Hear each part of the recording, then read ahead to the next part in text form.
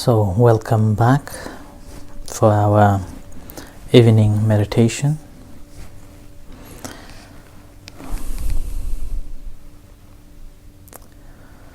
So bringing your mind and heart to the room,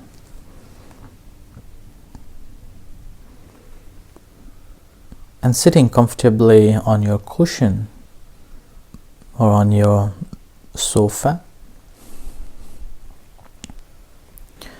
releasing every tension, every responsibilities, every duties, and dedicate this half an hour for your own relax, your own free. So this is a half an hour holiday, not doing anything, just to sit still and watching your mind, your body, your sensation.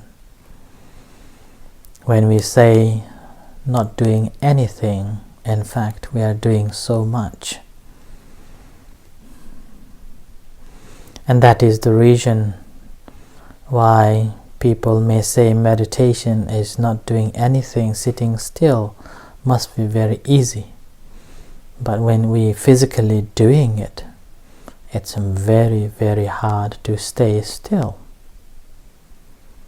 Stay awake and stay not doing anything. Often we have been so engaged with the worldly matters. And even this time we are so bound with the technology, constantly engaging with the technology. And every time when something pops in or a message in, we immediately check it and again go on to replying or things like that. So we become very used to with constant working, constant moving, constant on the move. So this half an hour time, dedicate yourself by not entertaining or engaging with any external objects, any external things, but aware of internal, working with internal, working within insight. And do not even open your eyes. As soon as we close our eyes, a different world emerges into us. If you never practice meditation, then again mind will think about this and that and the job that you are responsible for or things that you haven't done.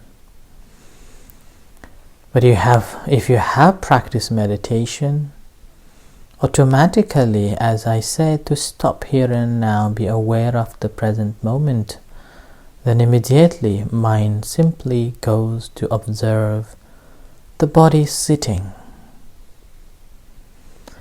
And as body sitting, you're feeling the sensations around as it arises, as it comes. And paying attention to those feelings which full of smile and full of so grateful and joy.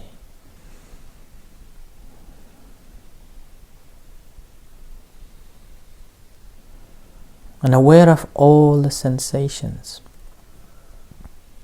all the feelings. You do not have to try to feel it. You do not have to force to feel it. It's there already. All you need is attention. All you need is your intention to be aware of those sensations. When you're aware of those sensations, your attention is established. Your concentration is established.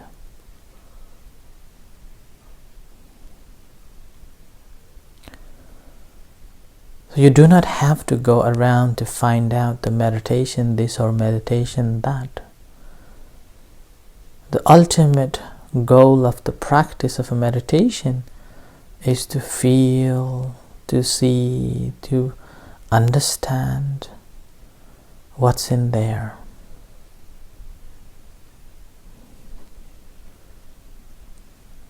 So ability to see it, ability to understand and fully understood, fully realized as it is taking place, which hasn't got any effort that you applied to make it happen. The natural phenomena that is taking place.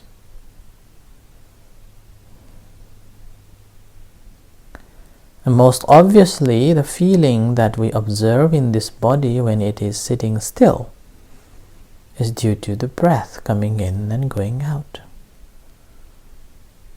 and which is the most relevant and visible movement that takes place. And the rest of other sensations arises simply because of the particles in the body changes and the feeling arises, or your cloth touches and it creates the sensation. These are just a minor. As you settle down on the sensations that arise because of the breathe in and breathe out, whichever ways, wherever it is,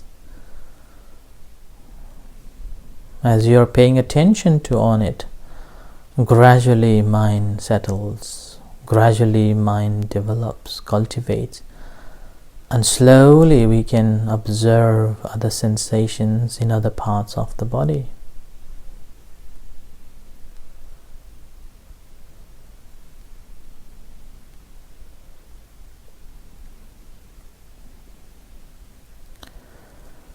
And these sensations, again, sometimes the sensations can be very pleasant sensation, and sometimes unpleasant sensation.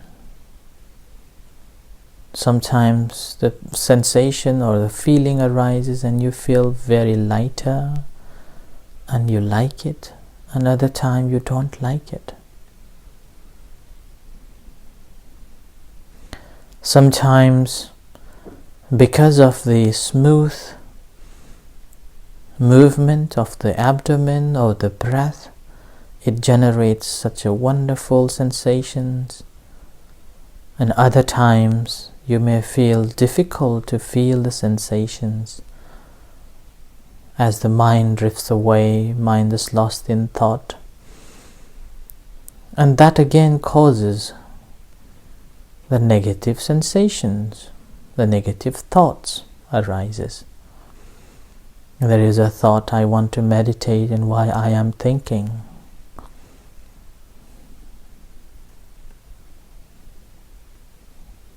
And those sensations are based on conditions. And again, we know that, we realize that. And we simply watch. Do not engage whatsoever.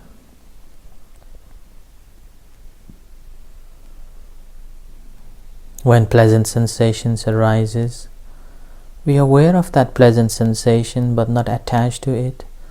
When unpleasant sensations arises, again we are aware of it but not attached to it.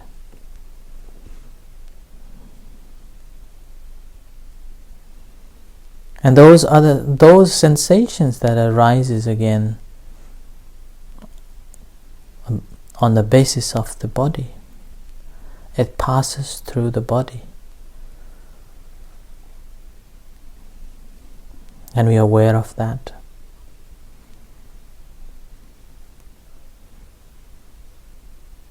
So continuously with your intention, undivided attention is applied. You have undivided attention on these sensations as they arise. It doesn't matter where it is, the sensation arises.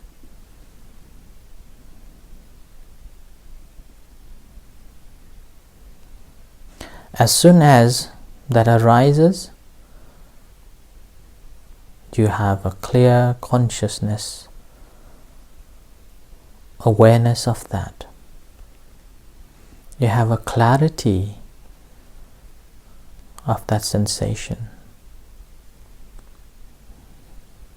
The pleasant sensation or unpleasant sensation, or is it conditioned by the smoothness or comfort of the body creating this pleasant sensation, or is it because the uncomfortable or unsmooth condition causing this sensation of feeling this and that and relating to the past and the future and generating negative sensations? So as soon as that arises, you have undivided attention in it, an ability to be mindful of it and have a clear consciousness.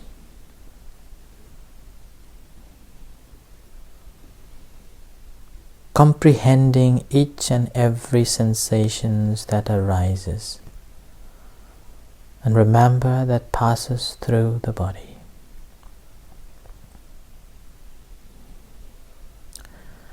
So tonight, we observe the sensation in the body and watch and see and understand.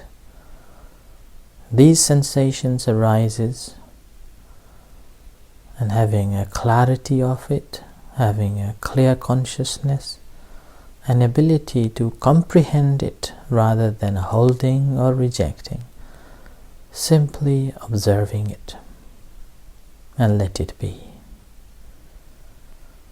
So continue practicing for another couple of minutes before we start to practice loving kindness meditation to finish off.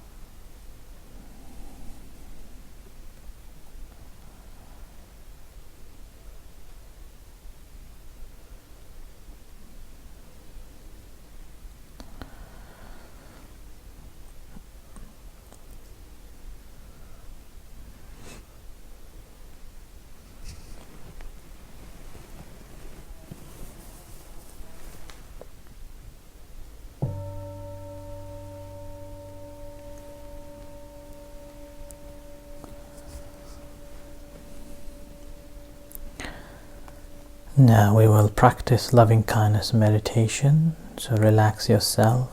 You can move around and feel comfortable.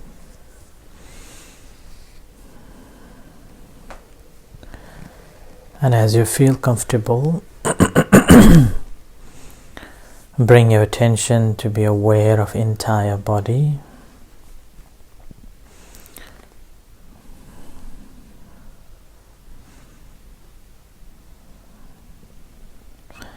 And bring your attention to your hands. So do not move your hands, but simply observe any sensations around in your hands. The heat, the tightness, the cold, the heaviness or emptiness of your hands, whichever sensations you can observe.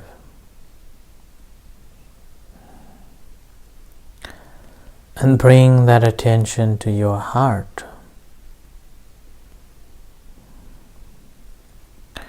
You may put your right hand on your heart, or physically smiling to feel the connection.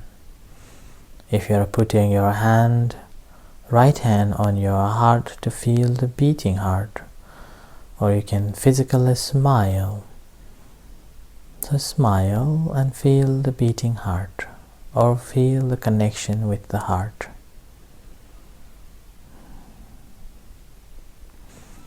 And as you feel the connection with your heart, generating loving kindness and compassion towards yourself, from bottom of your heart, sharing loving kindness and compassion to yourself, so allowing yourself to be happy, at peace and free from sufferings,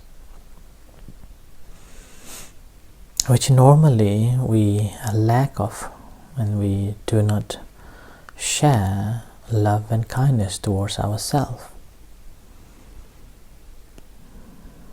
So with your intention, allowing yourself to be happy, at peace and free from suffering, you may recite mentally the words, "May I be happy.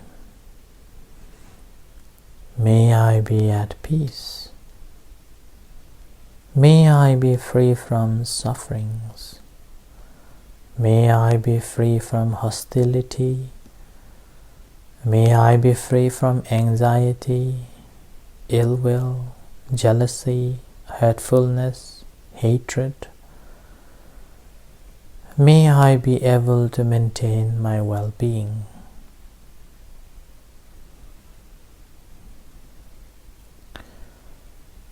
May I be liberated.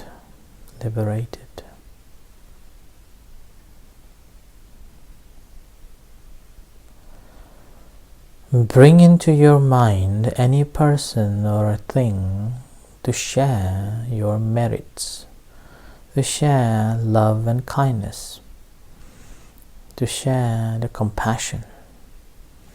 So imagining herself, himself, or the thing, and sending a love and kindness. May you be happy. May you be at peace. May you be free from sufferings.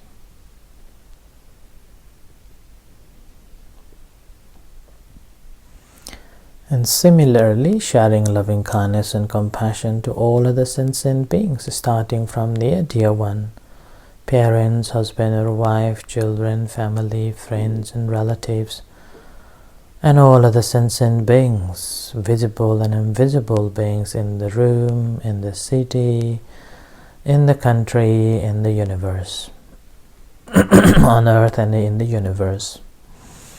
Whichever beings there are, may they be happy, may they be at peace, may they be free from sufferings, may they be liberated.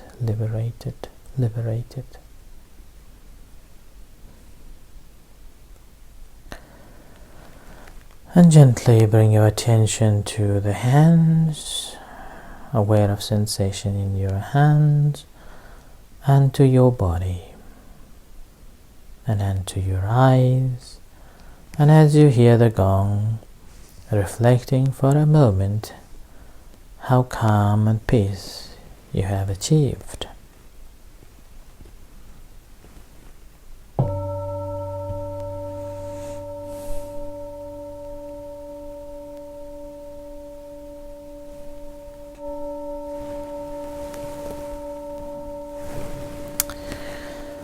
Okay, so let's pay respect to the Buddha and Arahang Samma Sambuddho Bhagavan Buddhang Bhagavantang Abhivademi Sawakhato Bhagavata Dhammo Dhammang Namasami Subhadipanno Bhagavato Sāvaka Saṅkho Saṅghang Namami.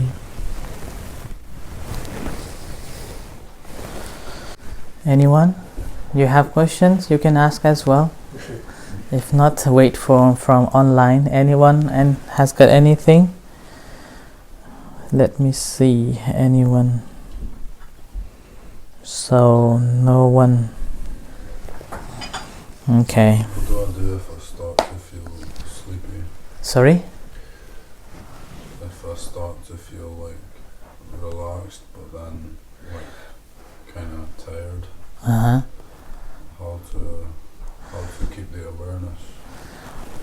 If that's a physical need, then it's good to have a sleep. Just go for a rest. Yeah. And then, but if you are having like a meditation and you're feeling that, oftentimes you can change the position. You can open your eyes, or you can force yourself to pay attention to the primary object. And these are the first: force yourself to pay attention to the primary object, and still feeling dozed off. And then again open your eyes, and then still feeling, you can change your position, posture, so you can stand like that, and still feeling sleepy, then go and sleep. Yes, David, yeah, just to say again, thank you, David. Yeah, so good. Anyone has got any other questions? Right. So there is no other question. Okay, so I will wait for a few minutes. While I'm waiting, I will drink my hot water. And if anyone has got anything to share or a question, you can ask. And if you noticed, today I moved to the sensation part, with using so-called atapi, the effort. So in previous 3-4 nights I was explaining on the Kayanupassana and atapi sampajano satima, 3 words each night. Okay, and so today I've explained to watch the feelings, and then using the effort, the ardent. So this is the atapi, how to watch these things, these sensations. So that's why, as I said, if you cannot make further talks, I would encourage you to come and practice meditation. And previously, as I said, that meditation I will extend little bit more, or little new things, adding it in again every night. And if you are following, and gradually you will understand that once you fully understood your practice, then you will understand this practicing of a bodily contemplation and feeling in line with the Satipatthana, particularly the 3 main words. That's called ardent, clear comprehension and mindfulness. Although I didn't go through the text, but I guided you through to the practice by seeing it by yourself rather than reading out from the text. If I read out from the text or follow the texts, then you will remember that, but you will not feel it. So that's why I intend to guide you through your own experience each night in one at a time. And sometimes if I see the changes or no changes, then I may change to the basic and back to the normal again, basic to the beginning again. Manisha, happy Vesak. Kiran Rana Sadhu. Okay. I do not want to hear only sadhu. I want to listen from your practice and from what you have understood and experienced, and in particularly questions regarding your experience. So in the loving kindness, I find myself now sending merit to my parents who are both deceased, because I have not always seen all they did for me. I am so happy for this. I hope they feel it's okay. Well, loving kindness practice shouldn't be for deceased one, okay? But again, if practicing this helps you, go ahead, no problem with that. But the theory, according to the theory, it says loving kindness practice should be done only for the living ones, not for the departed ones. For departed ones, we do call the transferring a merit. So we normally do every morning and in the evening. So morning after the chanting, we do the Patidana Gatha, so recollecting everyone and sharing that. And in the evening we got Uttisanati Katha. So that basically means we're sending our merits to the departed ones. Okay, so this is how it is done. Okay, love and compassion. That's fine. Okay. So this is need to be understood. Okay, loving kindness meditation only done towards the living creatures, those who are still breathing, so called pana, and in different directions. There is a chanting called Metta Vihara Dhamma, and when we chant that Metta Vihara Dhamma alone, it takes about 40 minutes to finish. 40 minutes to finish this loving kindness chanting.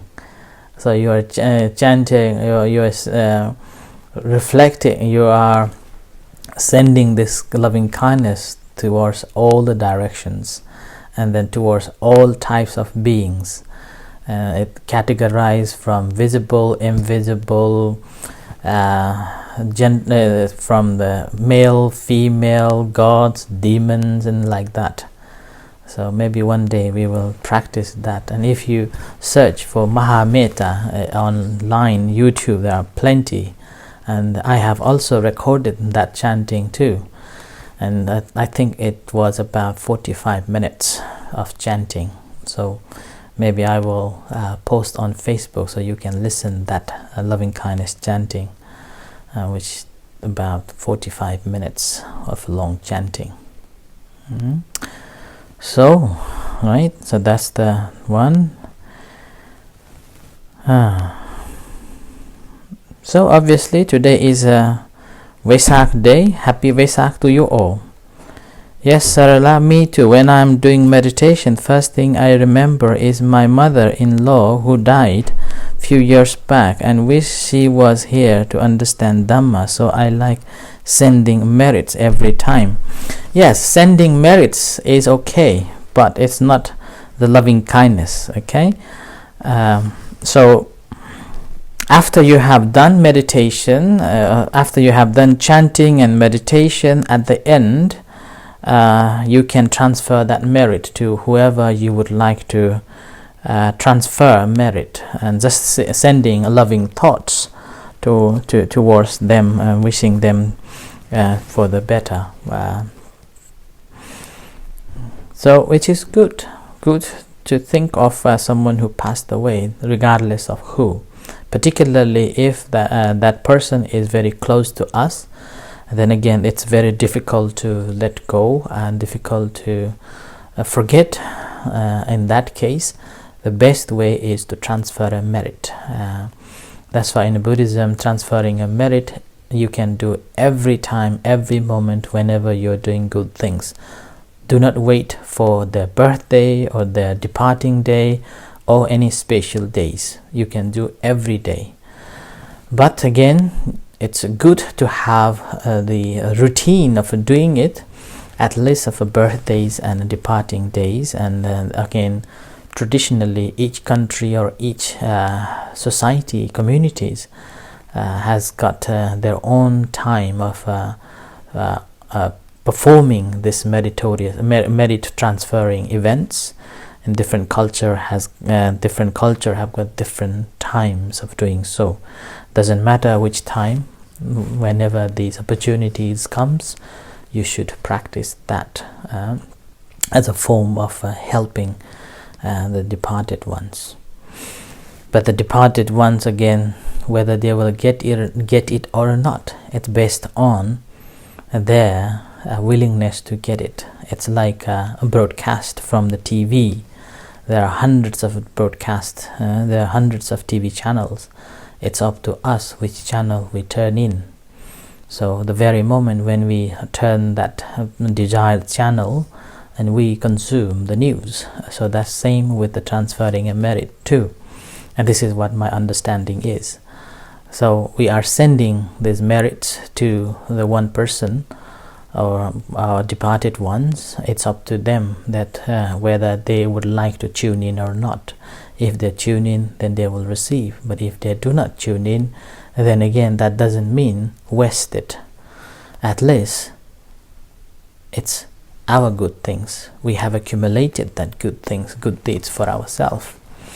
And then according to the Buddhist philosophy, that we had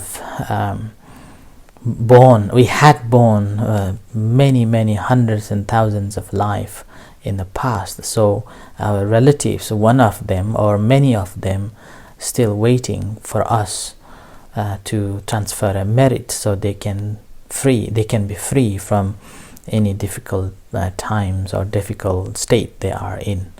So do not forget to transfer all our relatives.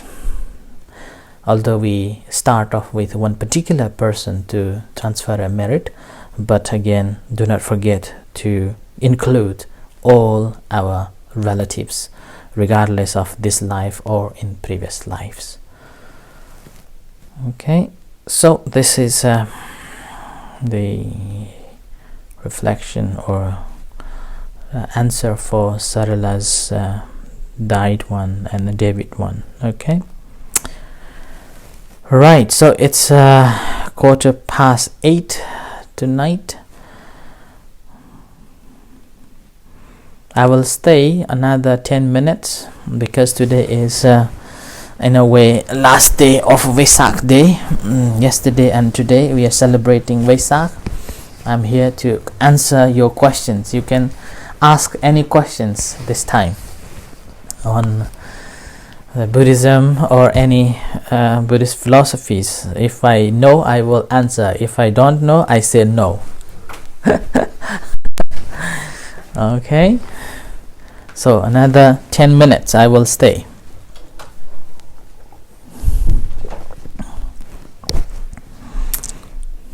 Hello, Harry. Hello, Harry. Hello, John. Hello, Prani. Happy Vesak to you all. Happy Vesak to you all. Happy Buddha Day. Yeah.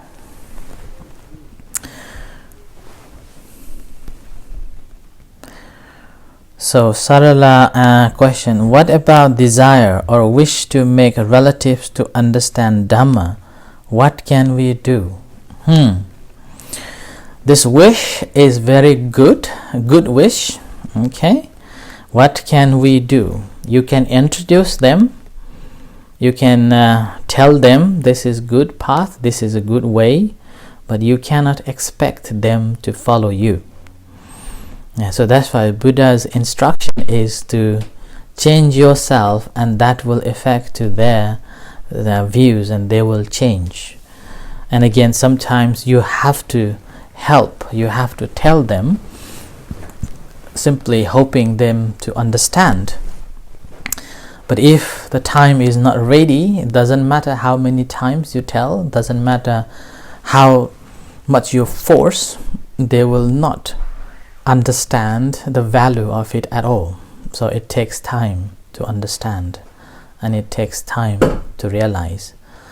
If time is not ready, then the fruit will not be there. It's like when you are planting an apple tree and you want to have an apple as soon as possible, then you won't have it. All our job is to look after the apple tree, take care of it, water it, protect from any other animals, and then gradually when time comes it will give a fruit. So that's the same simile. We can use it to introduce our relatives who do not understand the Dhamma. So we can introduce them one by one, and at the end, when time comes, they will realize it. I have come across with a few stories as well. There are some members who came to meditate and learn Buddhism, and they were also concerned. They also wanted to let their families come and study and practice, but always against with the practice. But somehow he always meditated on the same time, and then his response towards any other situation very calmly and mindfully. And over the period of 1 year, what he told me, that his mother was quietly meditating one morning. And so that's how slowly then his mother started to study practice of meditation. So that's how it changed.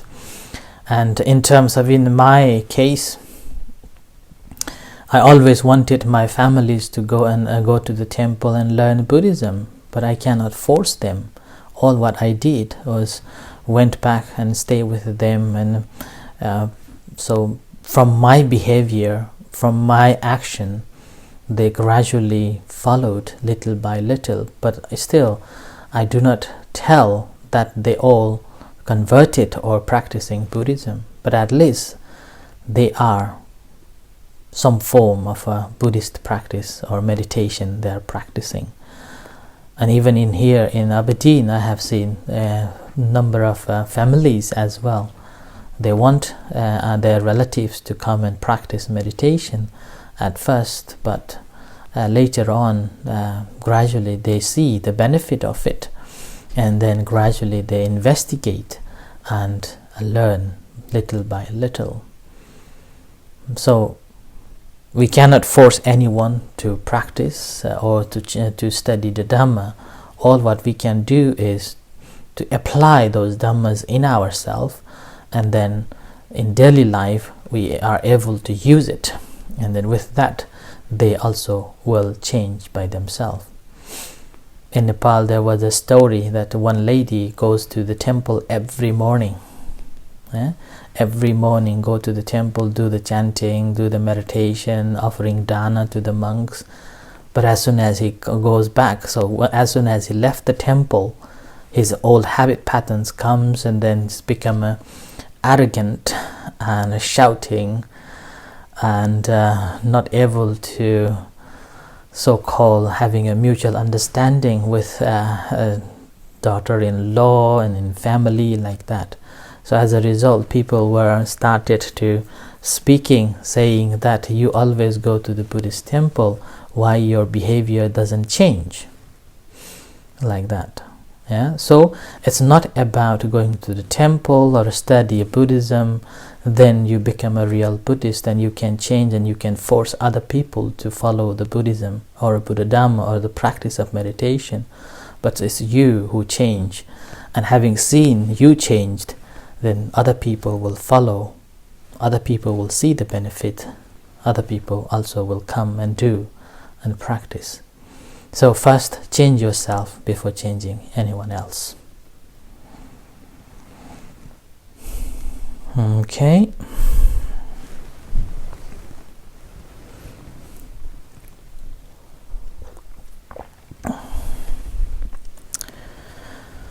So, Sadhu, thank you, Sarala, for the question.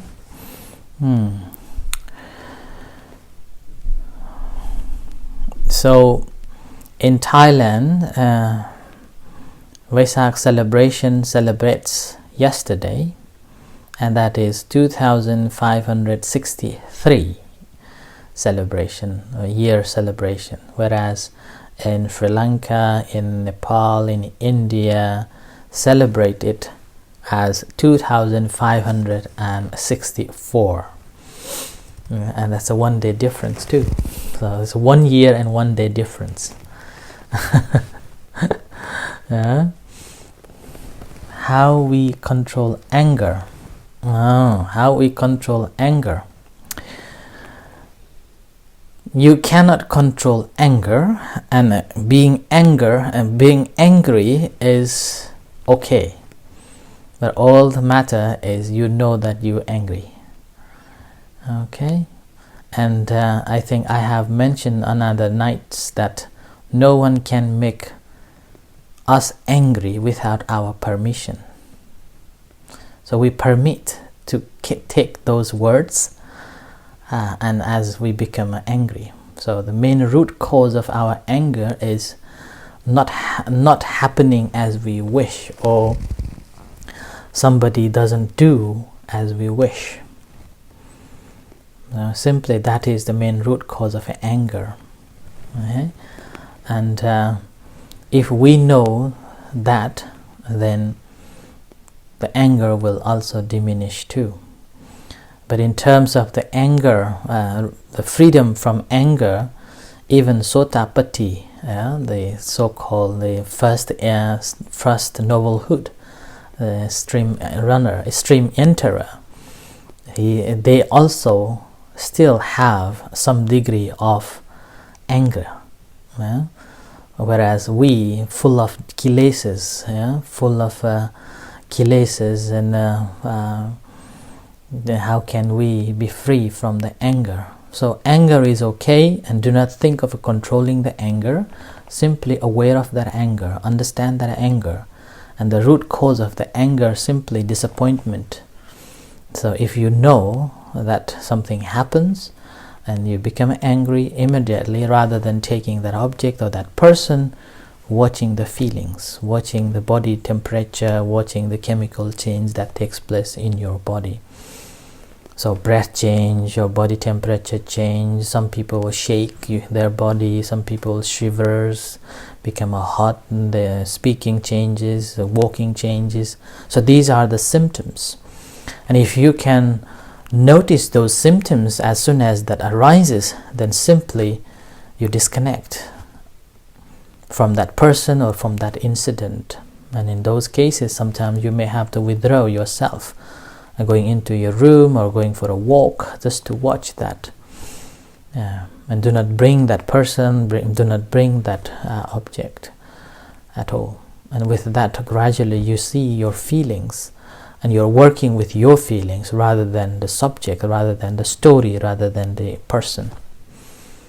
And with that, and that slowly subsides. And sometimes you have to generate the loving kindness, and which is really, really hard.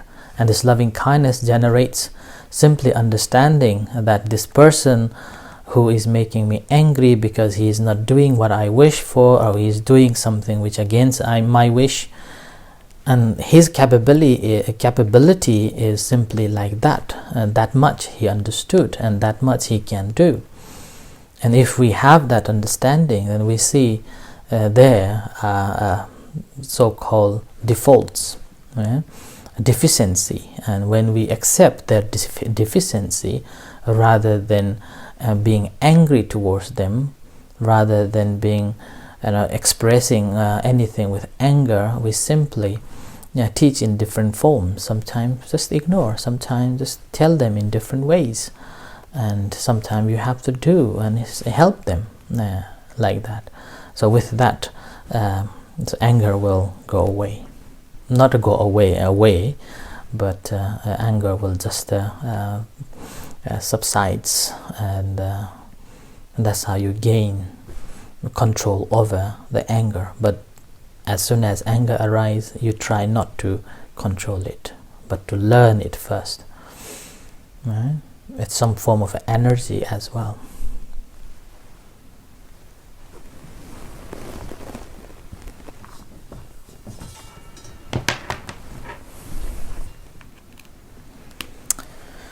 Okay. Yeah, so I was telling that we have a 2 year different, two things. In Thailand celebrates 2,563 years Buddhist year, whereas in Asia, in Sri Lanka, India, Nepal celebrates 2,564 years. And that's simply because it started the 2 different dates. The one date, the 2,564 day, 4 years of birthday celebration. The Buddhist celebration is simply they counted the day immediately when the Buddha entered the Parinibbana. So that's how they started from there. And the very moment when the 1 year came, and that whereas in Thailand they started after 1 year of Buddha's passing away, and that's how it's 1 year short, and the celebration in 2 different times, 2 different years.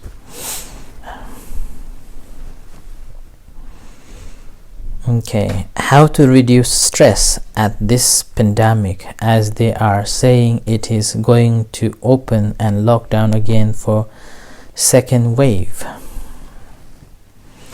That's a really difficult question, Sharla.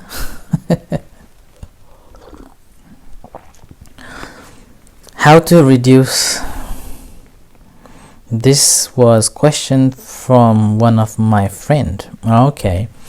So how to reduce stress at this pandemic, as they are saying it is going to open and lock down again for a second wave. Well, problem is a problem. Yeah, it doesn't matter what type of the problem. Stress, obviously, we will face it regardless of that, and we cannot solve the problem of this pandemic. We all can do is to wait for the vaccine and or the medicine. Until then, all what we can do is to follow the guidelines that is given for us. Apart from that, we cannot do anything. And stress doesn't help.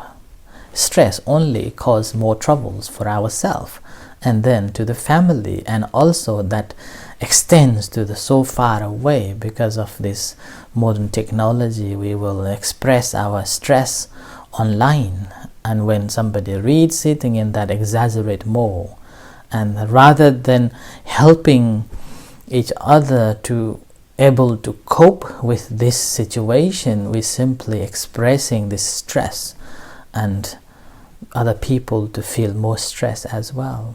So this pandemic stress is relevant, but in the meantime we should be mindful that there is nothing that we can do apart from try to keep ourselves safe and free from this danger.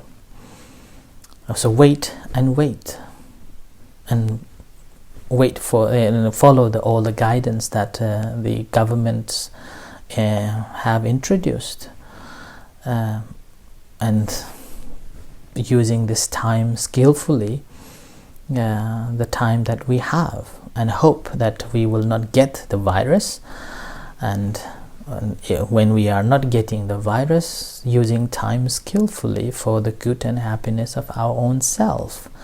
And if in case we got the virus, then again the time that we have, using it mindfully, and if possible you can practice, we call it the Marananusati, contemplation on the death. When you contemplate on a death, then what happens is you will be able to let go things and preparing yourself to say goodbye. And although this word in the West is so hard to accept and enable to ponder on that, but again the hard fact is we have to die. So that's why if we got the virus, then simply reflecting on that and learning to let go. But in terms of the stress, we cannot do anything. When we cannot do anything, so why stress? Stress is causing more trouble to oneself, to the family, and then to the rest of others. So rather than developing the stress because of the pandemic or because of the virus, what we have to do simply is to learn to adapt in this new situation. That's why I think I have spoken one of the nights about the human adaptability. So all what we have to do is to learn to adapt this new situation and use it skillfully, because we cannot do anything apart from keeping us safe or following the guidelines, because this virus we do not know, and we don't have the antivirus. So that's so thank you very much. Right, I think I have given you more extra time, so it's already over 10 minutes than I told. With this, I think I have to end for tonight. Question answer. If you have any other questions, you can post me in following days, or whenever you would like to post, and then I will try to collect and answer them whenever the suits. Otherwise, again, as I said, if you can come for the talk and then chanting and meditation, you are most welcome to tune in with us, and if not, at least come for the meditation at 7:30, so we can practice meditation together and cultivating our minds together. Okay, so with this I end for tonight, and we'll see you tomorrow again at 6:30. So good night.